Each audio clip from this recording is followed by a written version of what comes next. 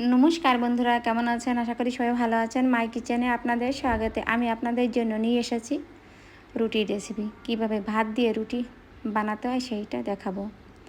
বেঁচে থাকা আপনাদের বাড়িতে যে ভাতটা বেঁচে যায় সেই ভাত দিয়ে বানিয়ে ফেলুন সুন্দর রুটি।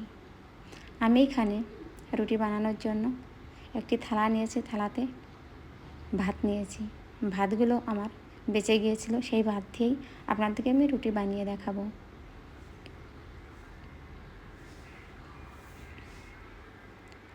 এখন আমি এই ভাতের অল্প পরিমাণ লবণ দিয়েছি, লবণটা দেওয়া হয়ে গেছে। এখন এই ভাতগুলোকে আমি সুন্দর করে মেখে নেব, একদম চেপে চেপে। আটা যেভাবে মাখেন সেইভাবেই মেখে নেবেন এটাকে। এখন আমি অল্প অল্প করে এর সঙ্গে আটা দিয়ে নেব।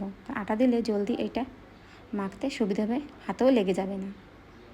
আমি অল্প অল্প আটা দিয়ে এটাকে সুন্দর করে মেখে নিয়েছি। আমার ডোটা রেডি হয়ে গেছে। এখন উপরে অল্প করে একটু তেল দিয়েছি। তেলটা দিলে সুন্দর হবে, কারণ এটা হাতে লেগে যাবে না। এটাকে আর একটু আমি মেখে নিয়েছি। এখন গোল গোল করে বানিয়ে নেব, যাতে এক সাইজের রুটি হয়। আমি এভাবে গোল গোল করে বানিয়ে নিয়েছি। এখন একটা রুটি আমি আপনাদেরকে বানিয়ে দেখাচ্ছি। আর রেসিপিটি পছন্দ হয় লাইক, শেয়ার, কমেন্ট ও সাবস্ক্রাইব করে দেবেন। আর অবশ্যই এভাবে যে ভাতগুলো বেঁচে যাবে অবশ্যই আপনারা সেটা নষ্ট করবেন না। এভাবে রুটি বানিয়ে খেয়ে নেবেন। দেখুন, একদম সরল।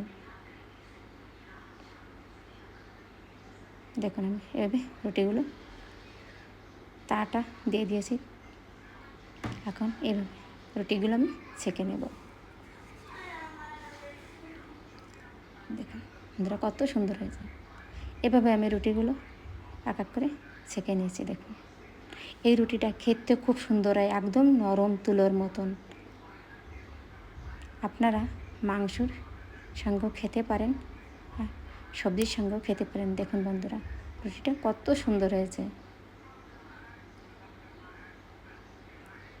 অবশ্যই আপনাদের এভাবে বানিয়ে খাবেন।